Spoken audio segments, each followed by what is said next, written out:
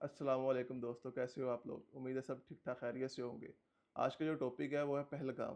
क्योंकि आपको पता है कि आजकल हर जगह सोशल मीडिया में पहलगाम पहलगाम मचाई हुई है और पाकिस्तान इंडिया की वॉर के चर्चे चल रहे हैं। तो मैंने भी सोचा क्यों ना इस पे भी टॉपिक बनाया जाए और अपनी राय का इजहार किया जाए, क्योंकि मेरे भी काफ़ी थोड़े बहुत जो इंडियन सब्सक्राइबर्स हैं जो मुझे सुनते हैं, तो मुझे लगा उनके लिए एक उनका जो ब्रेन वॉश मोदी सरकार ने किया हुआ है उसको जो हम एक अच्छी तरीके से अच्छी जगह उनको दिखाएं कि आप लोगों का जो मीडिया और आप लोगों की जो सरकार है वो आप लोगों को क्या क्या दिखा रही है और वो कैसे कैसे उसको सर अंजाम देती है। तो आइए चलते हैं पहलगाम पर। पहलगाम पहलगाम पे जो अटैक हुआ तकरीबन 2 से 3 दिन पहले आज से, उस पर हम पूरे पाकिस्तान ने अफसोस का इजहार किया। हमारा किसी भी एंकर पर्सन या किसी भी न्यूज़ चैनल पे कोई बैठ के खुशी का इजहार नहीं कर रहा था, जबकि अगर हमारे पाकिस्तान में कोई ऐसी चीज़ हो जाए तो आप पूरे इंडिया वाले अपने न्यूज़ चैनल्स पे खुशियां मनाते हैं और पता नहीं क्या क्या करते नजर आते हैं। आप लोग बेहतर जानते हैं। मेरा उन लोगों से ये सवाल और जवाब है जो इंडिया को कहते हैं कि पाकिस्तान उनके खिलाफ गलत कर रहा है। पहली बात ये। दूसरी बात ये कि पहलगाम पर अटैक हुआ, सिविलियंस मारे गए जो कि निहत्थे सिविलियंस थे, और हम उसके खिलाफ है क्योंकि वो सीधी सीधी टेररिस्ट पे आ जाती है। और टेररिस्ट आए कहाँ से, एक मेजर सवाल, क्योंकि एलओसी तकरीबन पहलगाम से 200 किलोमीटर दूर थी और वहाँ से आते आते तकरीबन 2 से 3 घंटे का आम सफ़र था। और 3 घंटे का मतलब ये है कि वहाँ से तकरीबन श्रीनगर से लेके पहलगाम के रास्ते में तकरीबन 12 से 13 चेक पोस्ट आती हैं। और 12 से 13 चेक पोस्टों का मतलब है कि किसी एक भी चेक पोस्ट पे आपको नहीं रोका गया, टेररिस्ट को नहीं रोका गया और चेक नहीं किया गया, या तो फिर आप लोग खुद इसमें मुलविस थे। जो 12-13 चेक पोस्ट क्लियर करवा के आप लोगों ने टेररिस्ट को अंदर भेज दिया, जाके जाओ हमला करो, जो कि एक पॉसिबल बात ही नहीं है। आप लोग कैसे इस तरह, मतलब कि कोई भी आपकी टेरिटरी में घुस जाए और आप उसको घुसने देंगे? इसका मतलब ये है कि वो पाकिस्तान से आए ही नहीं थे। पहले उसका तो जवाब यही बनता है कि अगर वो पाकिस्तान से आए होते तो वो 12-13 चेक पोस्टें कैसे क्रॉस करके पहलगाम तक पहुंच जाते। और पहलगाम के अंदर भी, पहलगाम के अराउंड 1 किलोमीटर के अंदर एक आर्मी की चेक पोस्ट होती है, जहां पर मैं समझता हूँ कि आर्मी होनी चाहिए थी, लेकिन आर्मी नहीं थी। और लोग कहते हैं कि कश्मीर में तकरीबन 8 से 14 लाख, 14 लाख है ये कि 8 लाख है, ये मुझे नहीं बेहतर पता, आप लोग बता सकते हैं कि 8 लाख है या 14 लाख है, जितनी भी है। उसमें से एक चौकी पर अगर 3-4 भी आर्मी वाले होते तो क्या उस अटैक को नहीं रोक सकते थे? तकरीबन अगर आप कह रहे हैं कि 26 लोग उसमें मारे गए हैं, तो 26 लोगों का मतलब है कि उन्होंने 26 से 50 फायर किए होंगे, जिसमें से 26 लोगों को लगे होंगे और बाकी जख्मी भी हुए हैं। तो 50 में से किसी ने भी 1 किलोमीटर के अंदर कोई फायर नहीं सुना, जो सुन के वो लोग भागते, जाके देखते कि वहाँ पर क्या हो रहा है। इतना सेंसिटिव एरिया कश्मीर का जहाँ पर फायर हो रही है और इतनी सिक्योरिटी भी है आपकी, जैसा कि आप लोग बताते हैं। तो आप लोगों ने यही नहीं देखा कि आप के अराउंड में 1 किलोमीटर के अंदर आपको फायर की आवाज़ ही नहीं आई? आप लोग कहाँ थे? ये तो एक जो है क्वेश्चन मार्क है आपकी सरकार पर और आपकी सिक्योरिटी पर, जो आप लोग कहते थे कि हमारी सिक्योरिटी वर्ल्ड नंबर 1 है या जो भी है वट एवर। और अब आप लोगों ने उसको पाकिस्तान का नाम दे दिए, जबकि वहाँ पर जो ज़ख्मी लोग थे वो ये कहते हैं कि हमले के दौरान जो फायरिंग थी वो दरख्तों में से आ रही थी। अगर फायरिंग दरख्तों में से आ रही तो कैसे आप बता सकते हैं कि उस साइड पर कौन था, कितने लोग थे, कैसे वो वहाँ पर आए और कैसे वो वहाँ से भागे? जो मौके पे मौजूद था उनको नज़र नहीं है, तो फिर बाद में जैसे ही ये हमला ख़त्म हुआ उसके मेरे ख्याल घंटे दो बाद इंडियन न्यूज़ पे वो 3-4 बंदों की फ़ोटोज़ उन्होंने कर दी कि ये जो टेररिस्ट हैं ये आए थे ऐसे। उनको कैसे पता चल गया कि वो टेररिस्ट है और वो ही आए थे? एक सोचने वाली बात है। आप लोग सोचें, आप लोग बताएं, मुझे इसका जवाब दें। क्योंकि आप लोग चाहते हैं ना कि इंडिया पाकिस्तान पर हमला करे, जंग चाहिए हमें। तो हम तो रेडी हैं जंग के लिए, हमें तो मसला ही कोई नहीं जंग से। हम लोग तो पैदा ही इस दिन के लिए हुए हैं, शहादत के लिए।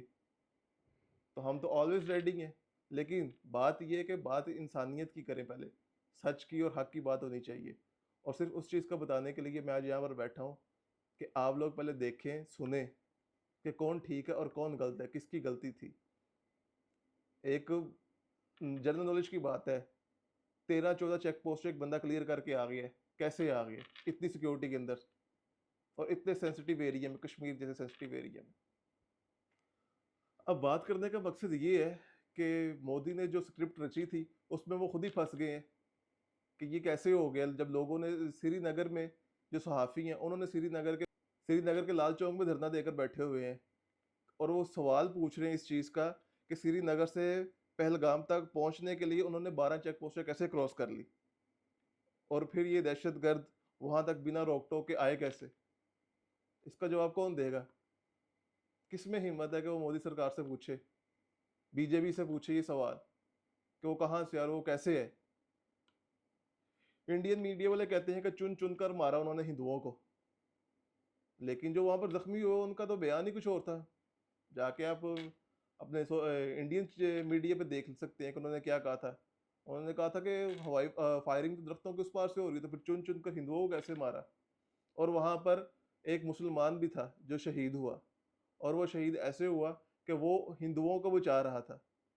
वो अक्सर जो आपने देखा होगा, वो घोड़े वाले जो होते हैं वहां पर घोड़ा लेके जा रहे होते हैं वो, और अपनी सवारी और अपने जो दिहाड़ी का काम करते हैं, दिहाड़ीदार था वो लड़का, और वो वहां पर हिंदुओं को बचाने लग गया कि तुम लोग बचाओ, और उसको बचाते बचाते वो खुद शहीद हो गया। वो भी तो एक मुसलमान था।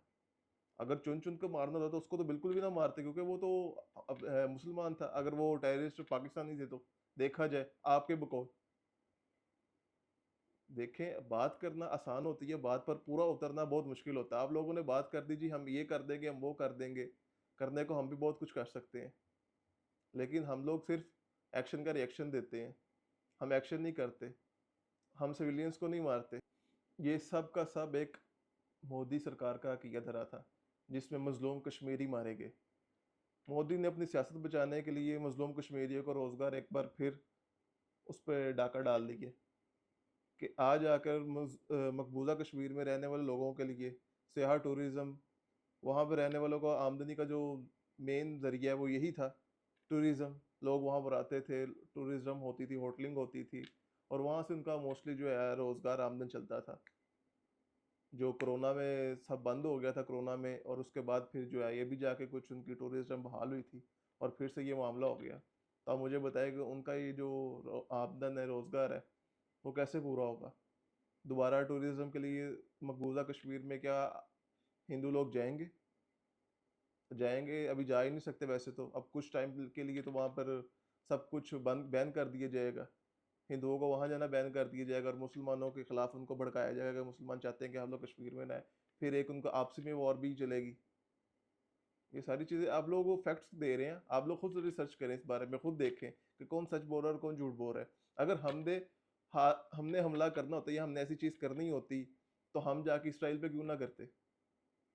जो निहत्ते गजा के लोगों को जिसने मार दिया, हम उसके खिलाफ क्यों नहीं एक्शन लेते? अगर हमने आप लोगों के दरमियान भेजना होता ये सब चीज़ें, ये तो सारी अपने की आपने खुद की हैं। हमारे अपने ट्रेन में जो थी बलूचिस्तान का हमला हुआ, वो किसने कराया था?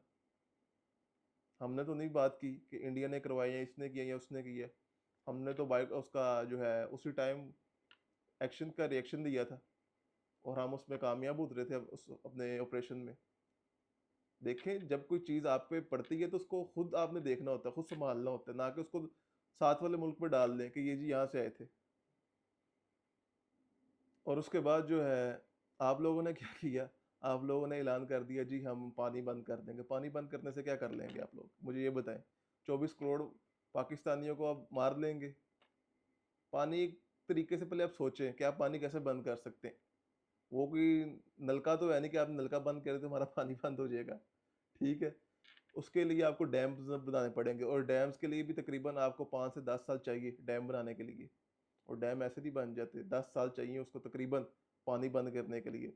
और उसके बाद अगर आपने बिलफर्ज पानी बंद भी कर दी तो आप पानी का करेंगे क्या? पानी ने कहीं तो जाना होता है ना। पानी का क्या करेंगे? अपने आप देहातों में सैलाब ले आएंगे, अपने लोगों को बर्बादी कर देंगे पाकिस्तान से बदला लेने के लिए। और ऐसा बदला जो पाकिस्तान ने किया ही नहीं।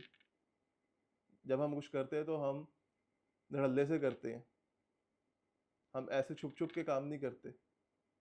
अक्सर लोग कहते हैं जी वो फलाना आप लोगों ने वो कर दिया था, सिलेंडर कर दिए आपने, पिछली बार में आपने ये कर दिया वो कर दिया। जब 2021 में वर्ल्ड कप का मैच हुआ था ना पाकिस्तान इंडिया का, तब आपके एक्स क्रिकेटर हरभजन सिंह कहते थे कि आप वैसे में वॉक अराउंड दे दें, हमने आपसे वैसे चीज़ जीतना है। और फिर क्या हुआ था सब जानते हैं, 10 विकेट से हम जीते थे। और अभी भी आप लोगों पे सिर्फ यही चीज़ कि हम ये कर लेंगे, हम वो कर लेंगे, ये कॉन्फिडेंस, इसको ओवर कॉन्फिडेंस कहते हैं, जो आप लोगों में आ गई है।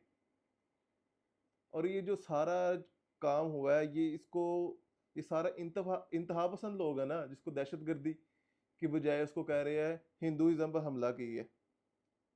दहशतगर्दी को हिंदुइज्म पे हमला करार दे दिया आप लोगों ने, सिर्फ किस वजह से कि मोदी सरकार की जो है पॉपुलैरिटी कम हो रही थी, या मेरे ख्याल इलेक्शन वगैरह आने वाले होंगे जिसकी वजह से वो इस तरह की हरकतें करता रहता है अक्सर। ये तो आप लोगों को पता है कि वो इस तरह की हरकतें कर रहा है, वो अब से नहीं कर रहा, वो बड़ी देर से कर रहा है। और ये पानी वाला भी मसला, ये तकरीबन सितंबर में एक न्यूज़ था, उसमें मैंने देखा था, वहां पर तब से आ रहा था। तो आप लोग तब से वो माइंड बना रहे हैं कि ये हमने काम करना है पानी वाला। ये आपका थोड़ी, ये तो बड़ी देर का आप काम शुरू कर रहे हैं। ये तो आपने भी मौका ढूंढा है और इसको पूरा एग्जीक्यूट किया, जो आप पर ही बिल्कुल उल्टा पड़ गया। और आपको अब भागने का मौका नहीं मिल रहा कि हम कहाँ से भागे, क्या करें। और मैं हैरान हूँ आप लोगों के न्यूज़ चैनल्स एंकर्स पर और यूट्यूबर्स और आपके जो रिटायर्ड जनरल ब्रिगेडियर है उन पर, कि आपने उनको सिखाया कि आप क्या सुनते हो। एक वीडियो, उसके पीछे 5 से 6 lakh sorry 5.6 million I think, या 6.5 मिलियन व्यूज थे, और वो बंदा गालियां निकाल रहा था। आपका एक्स रिटायर जनरल गालियां निकाल रहा है पाकिस्तानियों को, जी वो तो फलाने हैं, वो तो ऐसे हैं, वो टमकाने। ये आप लोगों की एजुकेशन है? आप लोगों को आर्मी में ये सिखाते हैं? मैं आज सिर्फ इस बुनियाद पे मैं अल्हम्दुलिल्लाह जिन्ना साहब को शुक्रिया अदा करना चाहता हूँ कि आज हमें पता चला है कि हमारा और आपका नज़रिया क्या था। किस बुनियाद पे जिन्ना ने मुल्क को अलग किया था, हमें अलग लेके आए थे, हमारा बंटवारा किया था, सिर्फ इस बुनियाद पर। मुझे तो अभी भी सोच सोच के तरस आ रहा है कि कहीं कोई इसका आप लोग रिएक्शन हमारे मुसलमान भाई जो इंडिया पर है उन पर तशद्दुद करके गुजार दें।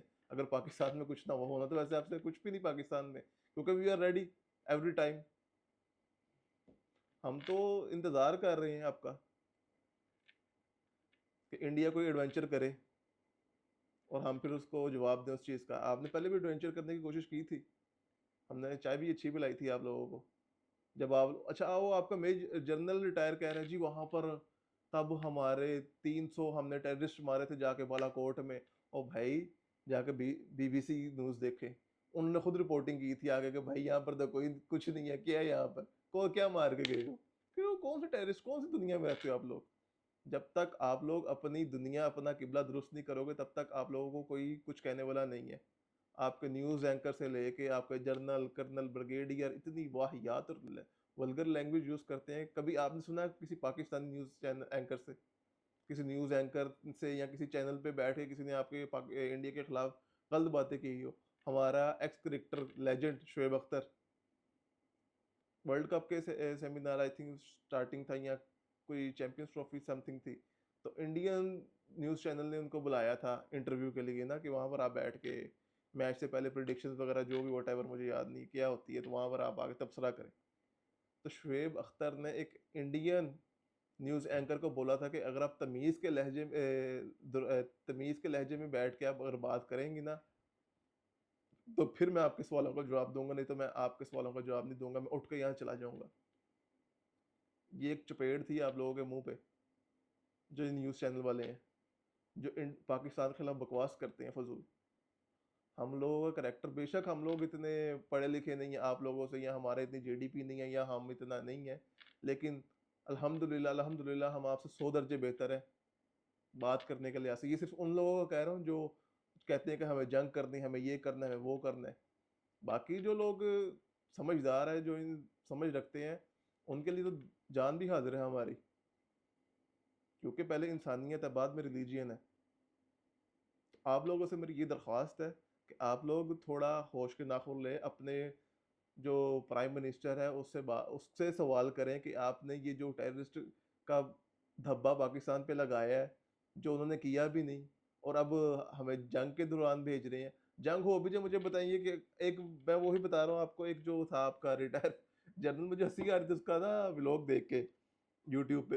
कहता था मोदी साहब आप ऐसा करें, आप सीधा ना मिसाइल कश्मीर का जो पाकिस्तान की वो है चौकी, उस पर दे मार, और फिर जाके कब्जा कर ले। हलवा था, वो हलवा रखते ना जेब में, आप ये हलवा पकड़े और ये लेके जाके रख दे वहां पर, और वहां पर कब्जा हो जाएगा। ओ भाई, आपका रिटायर मेजर जर्नल, इस तरह की बकवास और इस तरह की फजूल बातें कर रहा, मुझ जैसे बंदे को हंसी आ रही है कि ये किस तरह की बात कर रहा है। और वो कह रहा था मैं बहुत पढ़ा लिखा हूँ और पाकिस्तानी अनपढ़ है। अल्हम्दुलिल्लाह भाई, हमें ऐसा पढ़ा लिखा नहीं बनना, हम इससे अच्छे अनपढ़ ही हैं। कम से कम हमें पता है कि सही क्या है और गलत क्या है, कहाँ गोली चलानी है और कहाँ गोली नहीं चलानी। आप लोगों ने, है ना, आए, आप लोग पहल करके देख लें, आपको पता चल जाएगा। मोदी सरकार ने हमारा पानी बंद किया और उन्होंने जी अटारी बॉर्डर बंद किया, जिसको लोग इंडिया में मोस्टली भी वाघा बॉर्डर ही जानते हैं। उनको नहीं पता कि उनकी वाली जो साइड है वो अटारी बॉर्डर में आती है, जो पाकिस्तान वाली साइड है वो वाघा बॉर्डर में आती है। उन्होंने कहा जी अटारी बॉर्डर बंद कर दे, तो कर दे। इससे पाकिस्तान को क्या फ़र्क पड़ेगा? कोई फ़र्क पड़ेगा नहीं, कोई भी नहीं पड़ेगा। ये तो बस बचकाना हरकतें हैं, ये बच्चों वाली बातें हैं कि मैं, मेरे से जी इसने गाड़ी छीन ली तो मैं भी इसको कुछ इस तरह की काम कर लूँ जी। पाकिस्तान को इस चीज़ से कोई फ़र्क नहीं पड़ेगा, बॉर्डर बंद करें। आपने कहा जी 48 घंटों में पाकिस्तान को जो वीज़े मिले वो वापस चले जाएं, तो हमने भी कह दिया ठीक है। जो हमारे यहाँ पर हिंदू भाई लोग बैठे हुए हैं वीज़े के लिए, वीज़ा लेके, उनके पास भी 48 घंटे, वही पाकिस्तान खाली कर दें, सिवाय सिखों के। सिख अभी भी पाकिस्तान में है, सिखों के लिए हमने नहीं कहा कि सिख बाहर जाएं, सिर्फ हिंदुओं को, क्योंकि यही इंतशार फैला रहे हैं। मोदी हिंदुओं को इंतशार के लिए प्रमोट करता है। वो कहता है हिंदुओं को कि आप लोग लड़ें, आप आगे हो। वॉर से क्या होगा? किसी का फायदा नहीं होगा, नुकसान ही होगा। और नुकसान किन का होगा? सिविलियंस का। आपका और मेरा नुकसान होगा, पॉलिटिशियन को किसी का भी नुकसान नहीं होगा, और ना होता है। मैंने नहीं सुना किसी पॉलिटिशियन या किसी आर्मी वाले बंदे का नुकसान हुआ है। हमेशा से हुआ है नुकसान तो सिविलियन का हुआ है, आपका और मेरा हुआ है। यूट्यूब भरी पड़ी है, गूगल भरा पड़ा है, जाके सर्च कर ले। अगर मैं गलत हूँ तो आपको पता चल जाएगा। बात करने का मकसद ये है कि आप लोग अपना जो है ना, इससे छुटकारा मांगे इसको, कि भाई ये हाथ जोड़े हमारे तेरे आगे, हमें और जंग में ना मत घसीट। जंग में घसीट के क्या करेगा मुझे ये बताए ना। आप लोग ही आगे होंगे ना, वो तो पीछे से बस बैठ के बात करेगा, ही ये कर लो, ही वो कर लो। एक बात है करने वाली। सिविलियंस मरेंगे, किसी को कोई, उसका तो फायदा ही होगा। नुकसान तो किनका होगा? आपका और हमारा होगा। और फिर उन्होंने जी कहा, उसके बाद पाकिस्तान की तरफ से रिएक्शन भी हुआ, जब उन्होंने अपने, इंडिया वालों ने अपने सुनाए फैसले जी, हमने ये कर दिया, हमने वो कर दी, फलाना कर दिया। फिर पाकिस्तान ने इंडिया के फ़ज़ाई दाखिले मना कर दिए कि कोई भी एयरलाइन हमारी हदूद में से नहीं गुजर सकती। अब उसमें होगा क्या? जाहिर सी बात है, उसमें इंडिया को बहुत बड़ा लॉस होगा, क्योंकि सिर्फ इंडियन एयरलाइंस जो हैं वो पाकिस्तान की फ़िज़ा में हदूद नहीं, वो पाकिस्तान की हदूद में एंटर नहीं हो सकेगी। बाकी दूसरी कंट्रीज़ के जो एयरलाइंस है वो जो आ जा सकती है इंडिया से भी, अरब की एमिरेट्स हो जाए या गोल्फ की हो जाए या किसी भी कंट्री की कोई भी हो जाए, वो तो आ सकेगी। इससे सिर्फ इंडिया की एयरलाइंस को नुकसान पहुंचेगा, और वो नुकसान तकरीबन, अगर पाकिस्तान महीना या महीने से कुछ थोड़ा टाइम और ज़्यादा लगा ले, कोई 40-50 दिन अपनी हदूद बंद रखता है इंडियन एयरलाइंस के लिए, तो इनको, इनकी जीडीपी पे अच्छा खासा इंडिया की फ़र्क पड़ सकता है। और आप देखेंगे भी इंशाल्लाह। बात करने का मकसद ये है, सिर्फ बात को मैं डिस्क्लोज करता हूँ यहाँ पर, कि आप लोगों ने देखना है कि आप लोगों ने जंग करनी है या आप लोगों ने अमन के साथ रहना, ज़िंदगी गुजारनी है। जंग करोगे, जंग का बदला फिर जंग से मिलेगा। हम लोग चूड़ियाँ बैठ के नहीं बैठे, हम भी आपके इंतज़ार में बैठे हैं। पाकिस्तान ने, मैं देख रहा था, मैं आपको एक फैक्ट बताता हूँ। अच्छा जी, कश्मीर से केरला तक और मशरकी पंजाब से लेके असम तक, भारत का चप्पा चप्पा पाकिस्तान की मिसाइल के निशाने पर है। पाकिस्तानियों ने भी अपनी पूरी तैयारी कर ली है, बस वो कह रहे हैं कि आप काम करें कोई, फिर आपको हम बताएंगे एडवेंचर कहते किसे हैं। ऐसा एडवेंचर करेंगे कि पिछला एडवेंचर भी आप भूल जाएंगे। आपके आने वाली 7 नस्लें याद रखेंगी कि वॉर कहते किसे हैं, वॉर होती क्या है। इसलिए कह रहे हैं कि वॉर, इन अमन से रहें और हमें भी रहने दें, क्योंकि जंगों में और इसमें कुछ नहीं पड़ा हुआ। ये सिर्फ सिविलियंस का नुकसान है और किसी का नुकसान नहीं है। आपका और मेरा नुकसान होगा, और हम लोग नहीं चाहते कि हमारे भाई भाइयों का खून बहे, इंसानियत का खून बहे। ये बहुत चीज़ें ऐसी हैं जो आप लोगों को सोचनी चाहिए, इस पर काम करना चाहिए। अपने इंडियन मीडिया को और इस तरह के एंकर्स का बायकॉट करें, उनको उनकी औकात दिखाएं कि वो किसी पर ऐसे ही उठ के बिला वजह इल्ज़ाम नहीं लगा सकते। बाकी we are waiting for you always, any time आप आएँ, हम आपका इंतज़ार करेंगे। तब तक के लिए अपने भाई को इजाज़त दें। अल्लाह हाफ़िज़। पाकिस्तान ज़िंदाबाद, पाक फ़ौज आर्मी ज़िंदाबाद।